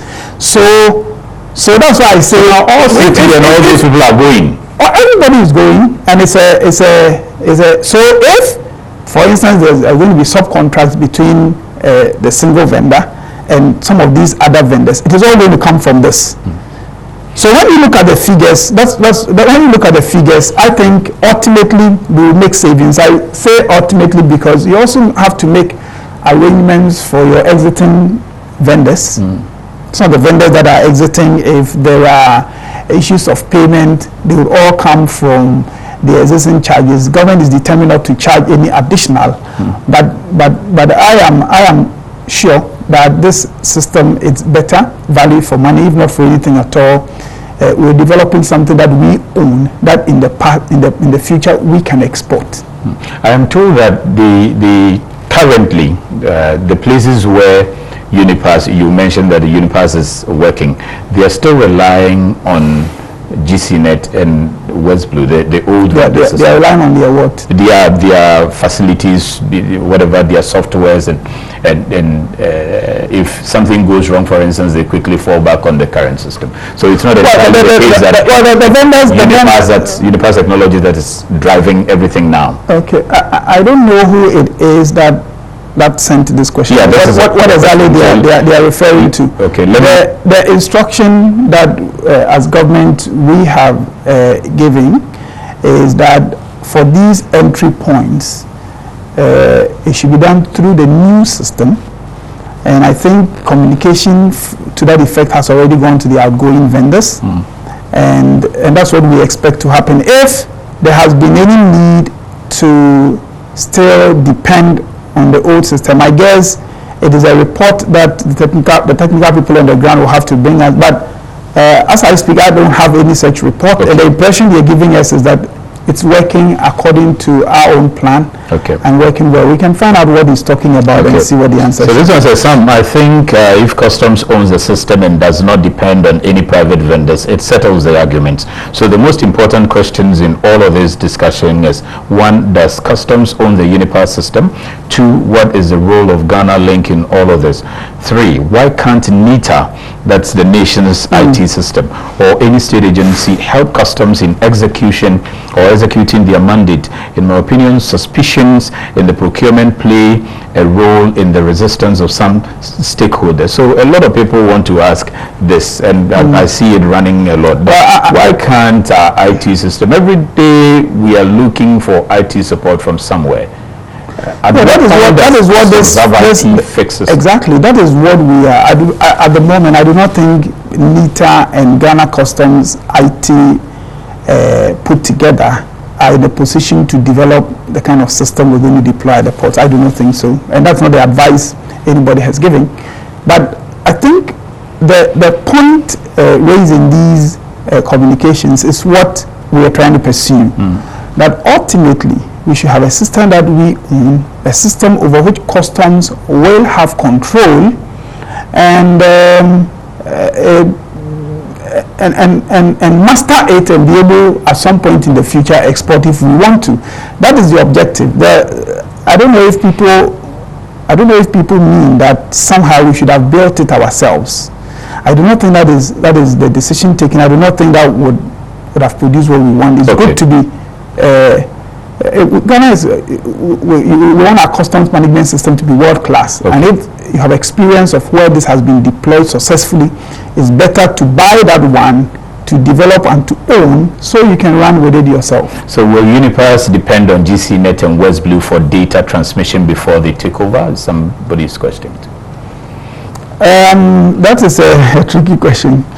Yes, they will, because the data owned by GCNet, held by GCNet and West Blue and all the other vendors, they are the sovereign data of Ghana. So yes, the new vendor would have to depend to the extent necessary on this data. But you said earlier that you had difficulty in owning those data. Now you're saying that they belong to the country, they're sovereign data of the country. It means that you haven't had troubles owning them.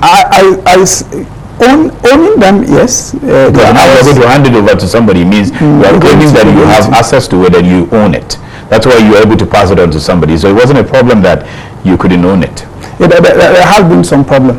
I can tell you there has been quite some problem with the data transfer issues. They want to find out what is the status of the systems integration with MPS and other terminals. All the integration, I understand, has happened. I had to chair some of the engagement with these other institutions because there were issues as to whether the integration could happen and what it required and who bears the cost and all that. And the report we have is that all the integration has happened, and given that the feedback we are getting, I have reason to believe that the advice we get was correct. Okay, so as at Monday, I was told that, or I got the information from the freight forwarders that it was then that names were being collated for training in Elubo, for training. Meanwhile, there was a letter from the senior minister that by 1st March, which was on Sunday, that was before the Monday, UNIPASS, all the systems should have been rolled over the for the limited entry points. Okay, but the training began on Monday. Isn't that too? The training did not begin on Monday. The training That's what the freight forwarders are saying, that they started collecting their names from Monday. Well, this discussion, I'm never going. Feel free. I mean, I have had the need to know what the picture is from your angle. What we found out. And don't forget that we are decision makers and policy implementers, so we find out what's happening, whether things are being done the way they ought to be done. And I have seen evidence that some training was carried out. The feedback we got from our freight forwarders was that the training wasn't enough and they needed more training. And a call center has been made available. Material for user material has been made available on the GRA website. I understand same has been sent to the platforms of our freight forwarders. If anybody has issues, those issues will be addressed, but you're never going to have enough training.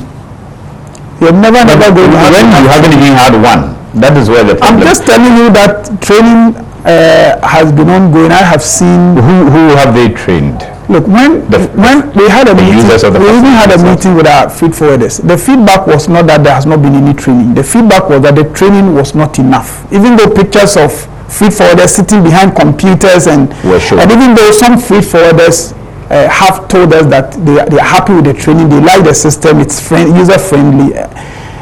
Others said that the training isn't enough, and they can only continue providing training for those who want more of it. We'll continue to make the user materials available, video and manuals. and proceed. If we want every free forwarder or everybody that has to do business on it to say, now I have enough training so you can continue, we're never going to kick off. Okay, this one says that Nick TC Scan is owned by Ghana Link, so why give one company monopoly at the ports? So you mentioned that they were going to absorb, Ghana Link is going to absorb. Well, I don't know for certain whether they own it. Whether they own it, I don't. Oh, you don't know that? I don't know. I know there's a relationship between the controllers. Checks on them.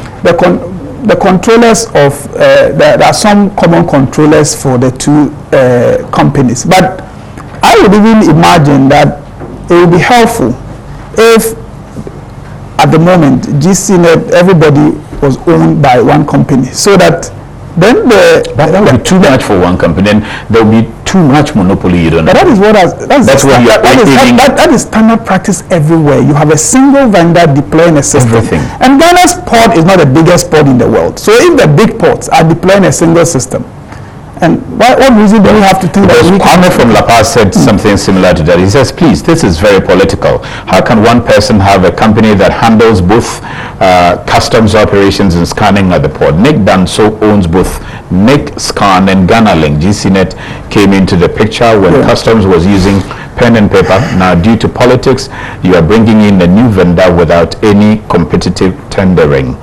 I don't know if you would want to respond to that, but let me go ahead. Let me just the Deputy Minister if he has seen any declarations report for the past week in the UNIPASS system. Yes, I have. You have? Some of which I can show you now. All our entries were sent through GCNet system.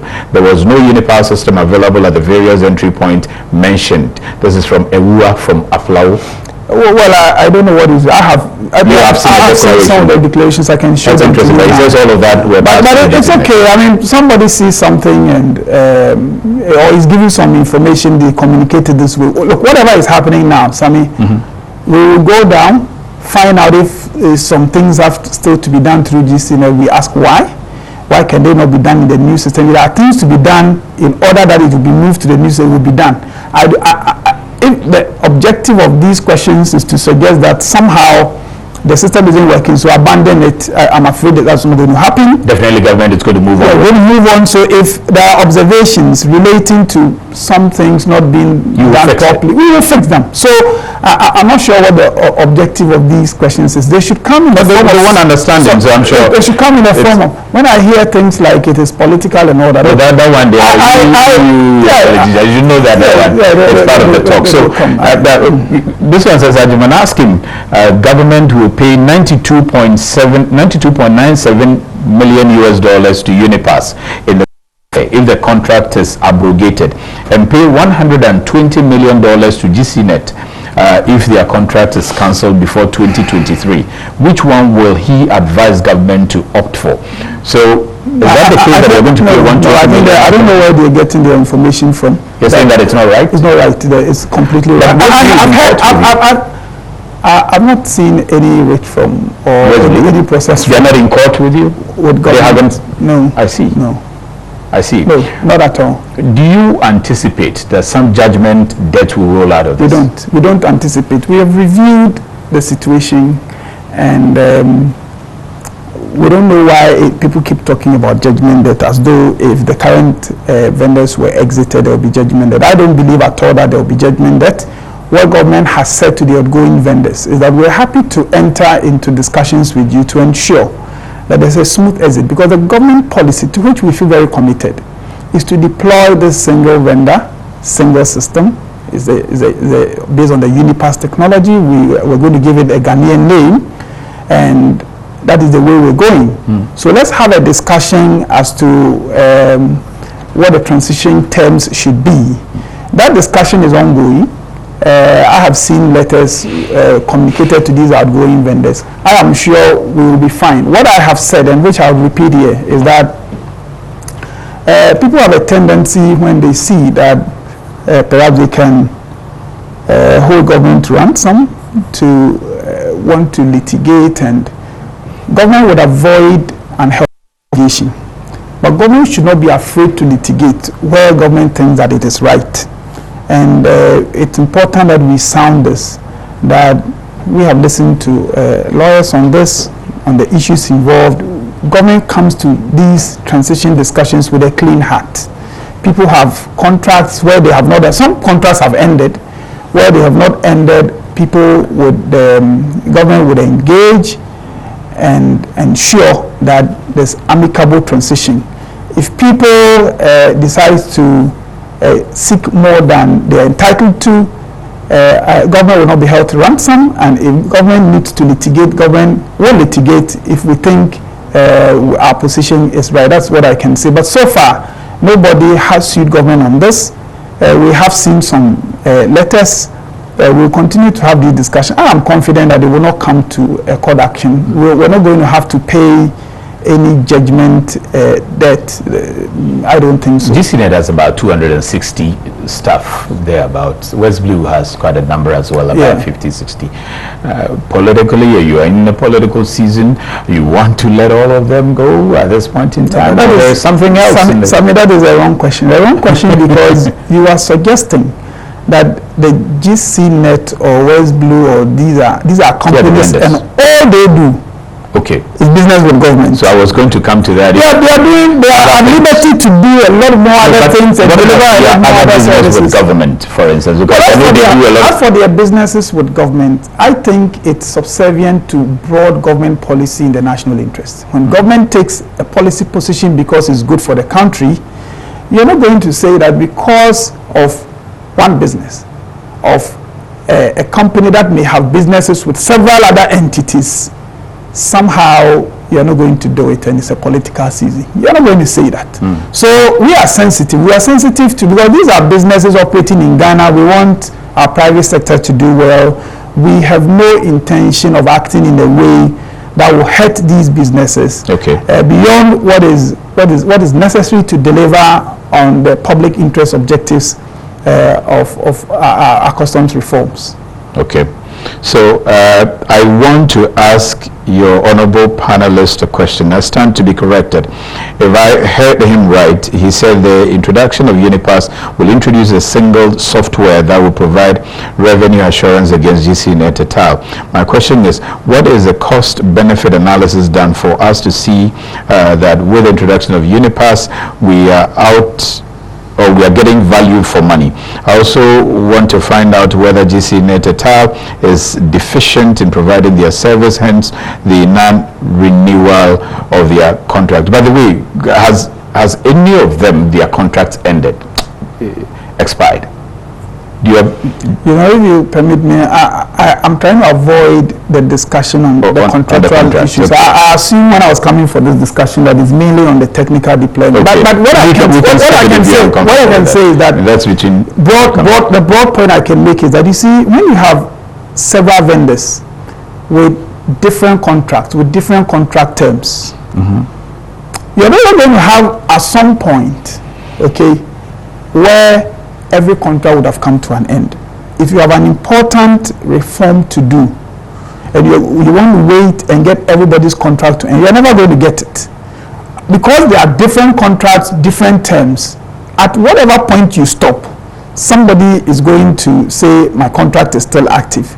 But as I said, legal people have reviewed these contracts, and there are even reasons why we have begun the kind of discussion we're having with these outgoing contracts. And I think we'll be fine. People should not worry too much about judgment debt and all that. There will be none.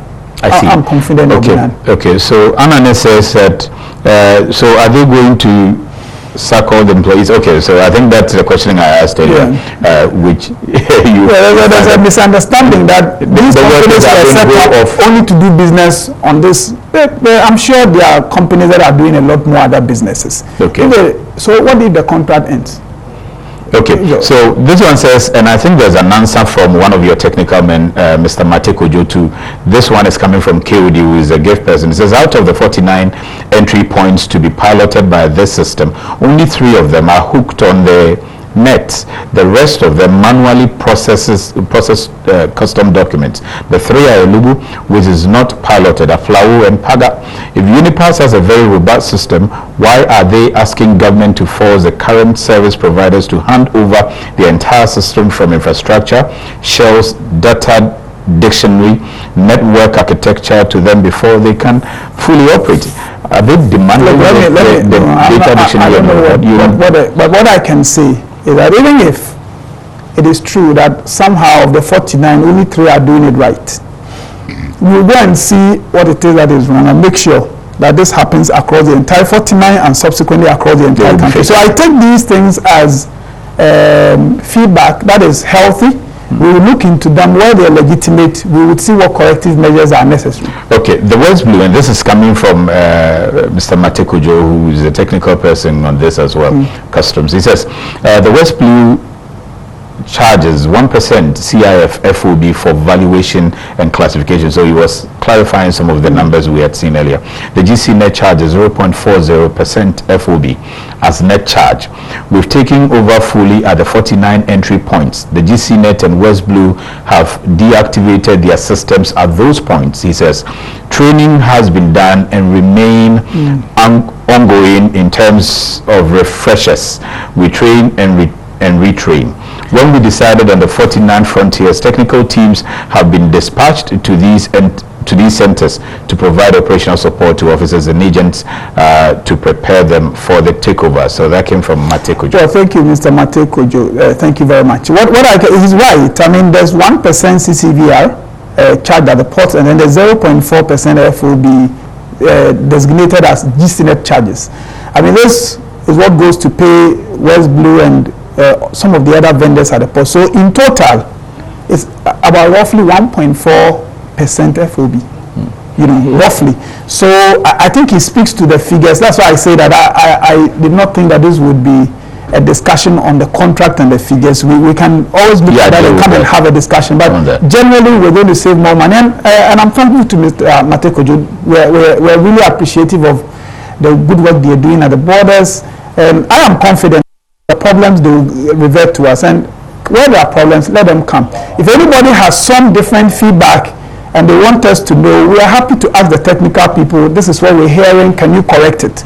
So let this feedback come as some input to make the system work. Let the feedback not sound as though this is not a workable system, because that kind of feedback would not achieve any objective. Okay, so quite a number of feedbacks for you, and I'm sure they are being scrolled on the screen. Sam, good evening. Please tell the minister that I just sent BOE through gigs and not UNIPASS from Kofi Japan in Tema. From where?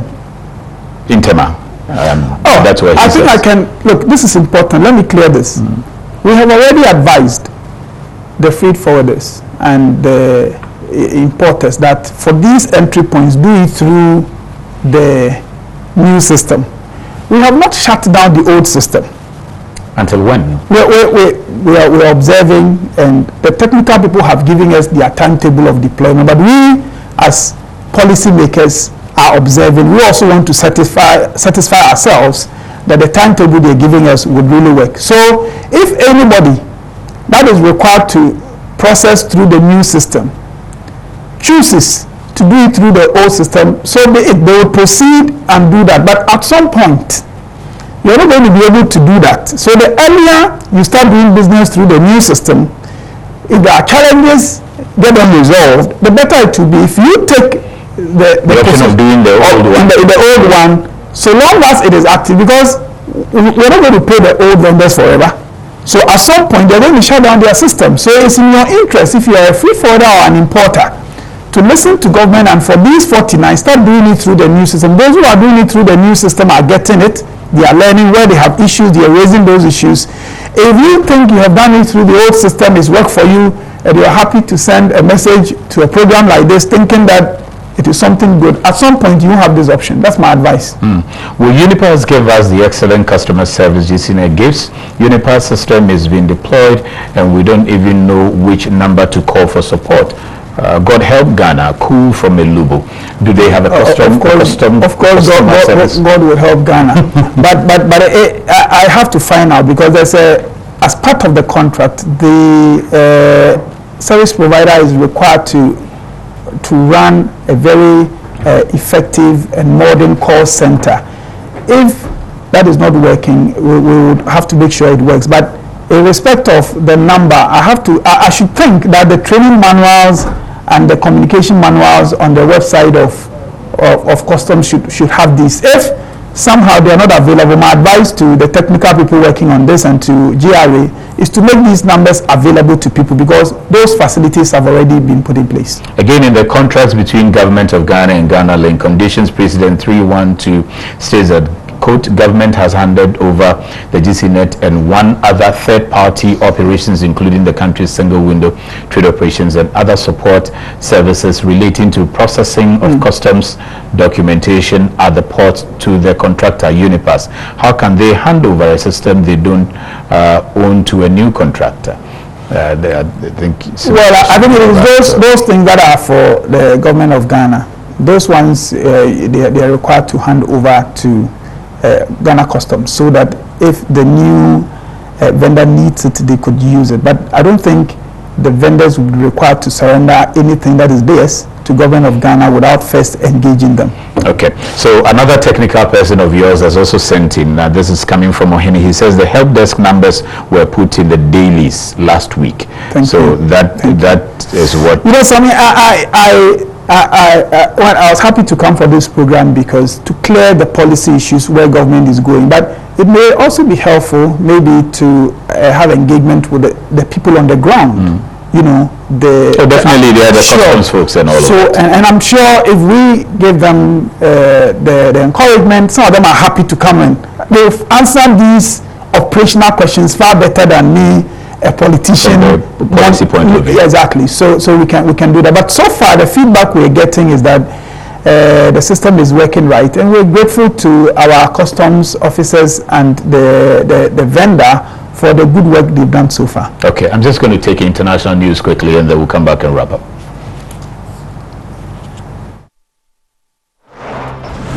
4 perpetrators boarded a Philippine-flagged bulk carrier western Seattle while the ship was en route to Singapore on February 28, 2020. The boarding occurred approximately 3.5 nautical miles east of Pulau Karimun Kessel, Indonesia, in the eastbound lane of the IMO adopted traffic separation scheme in the Singapore Strait. The Asian piracy watchdog Recap said the crew informed the master, who raised the alarm and mustered all crew in the wheelhouse. The incident was reported to the Singapore Vessel Traffic Information System. The 57,900 deadweight tonnage Supramax bulker, built in 2014, is owned by Nation Shipping from Japan, according to the data from Vessel's Value.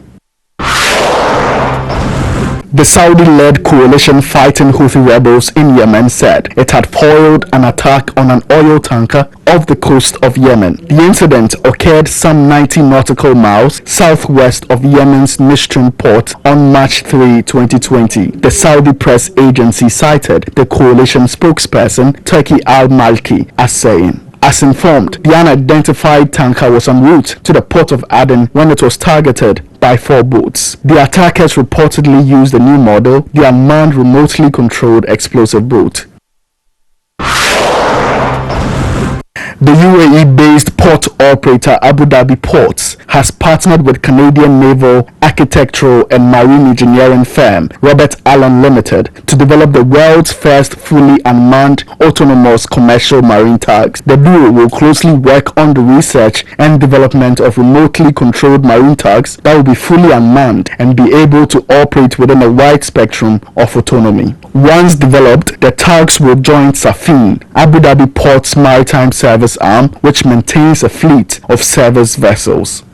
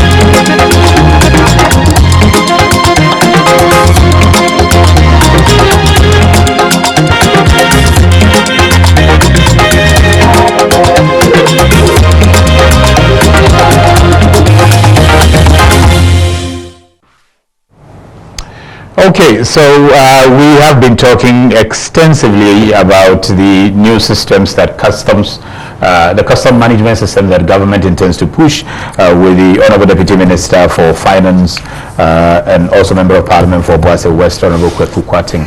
Honorable, yes, so for all of us, you are saying that by what time that we are supposed to see your new system fully operational? Across the entire country. Yes. We are yet to have some discussion with the technical people on the ground. Apart from the customs technical people, we have other independent technical advisors also monitoring what is happening. Once the first week has just gone by, maybe we'll look at another week and review the results. And then we'll be in a position to determine whether the technical deployment timelines given us by the vendor and our customs officers is something we want to put out publicly. We want to be certain that indeed we're in a position to do so, but we are talking about weeks rather than months.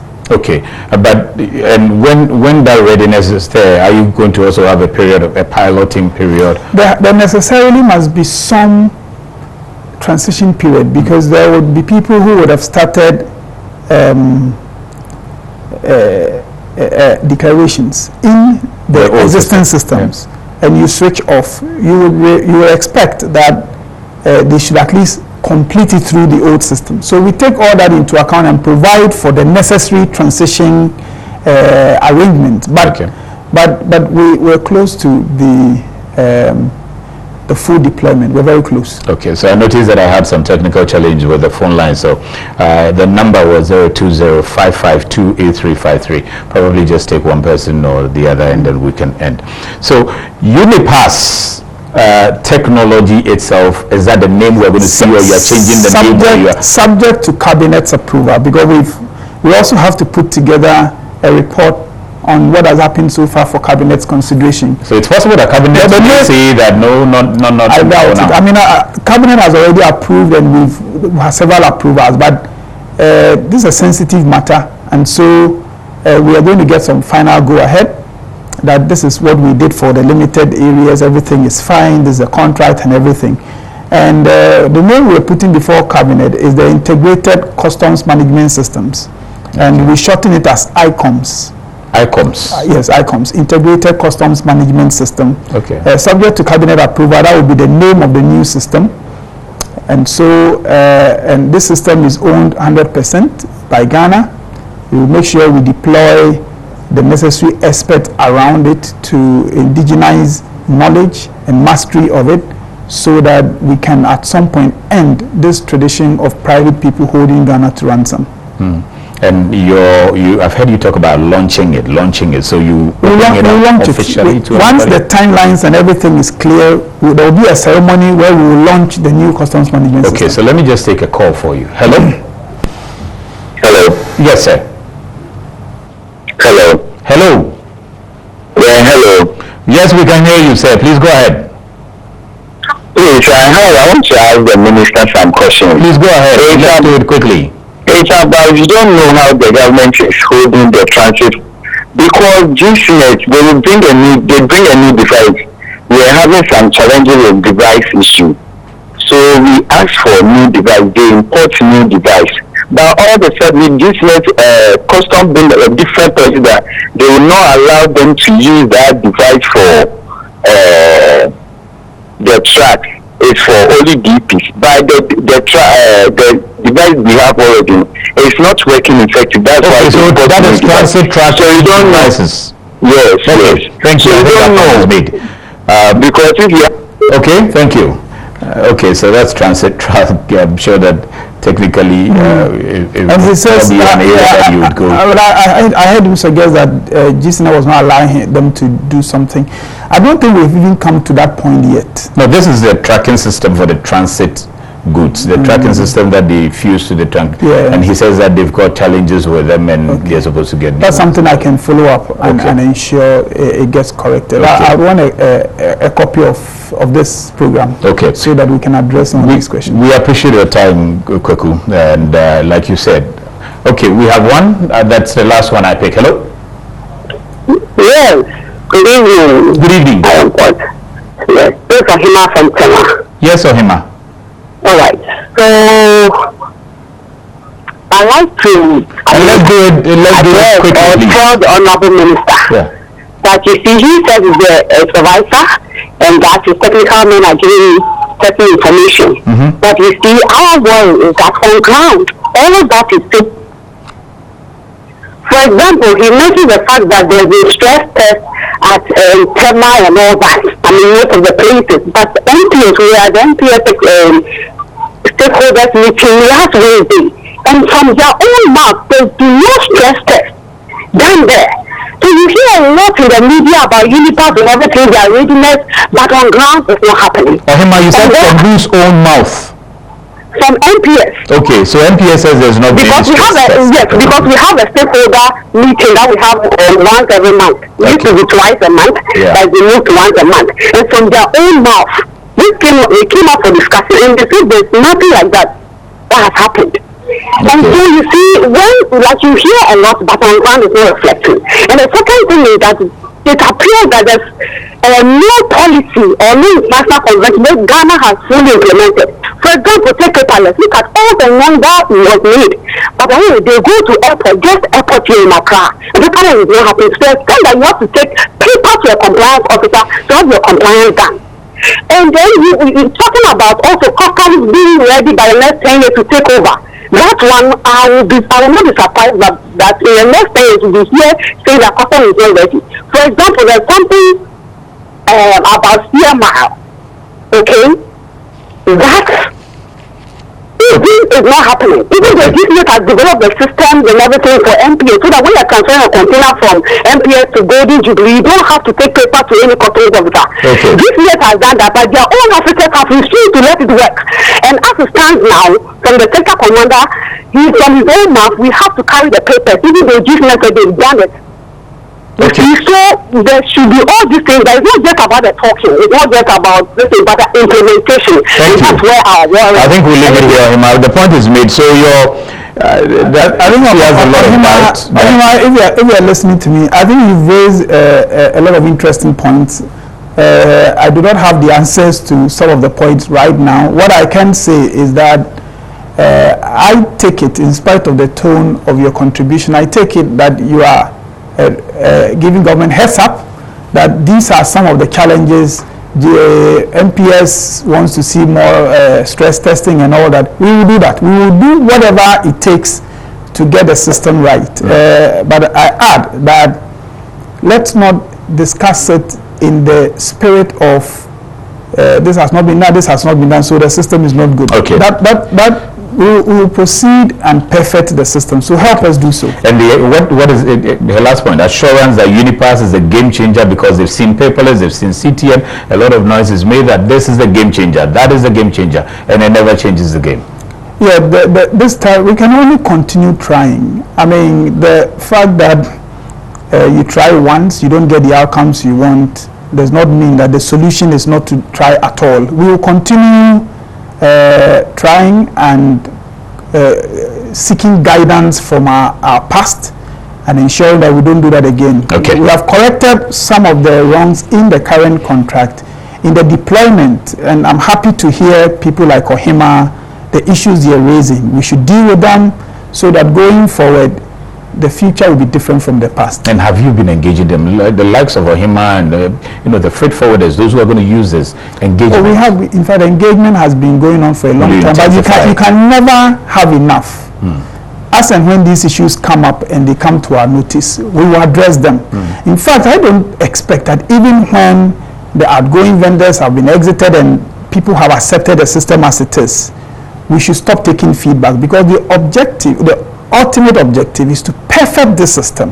Okay. And for other countries with similar circumstances as Ghana to be able to even use the system that we are going to perfect. So it's a long journey, and I take the example of Britain when they developed the Connect, which helped them track the activities of taxpayers. They tell you that we did it and we've been perfecting it for so many years. That is the way Ghana wants to look at this. Okay, thank you very much, Kwaku Kwating is a Deputy Minister for Finance, and he's also a Member of Parliament for Obuasi West. Next week, God willing, there are people who have also raised concerns around this project.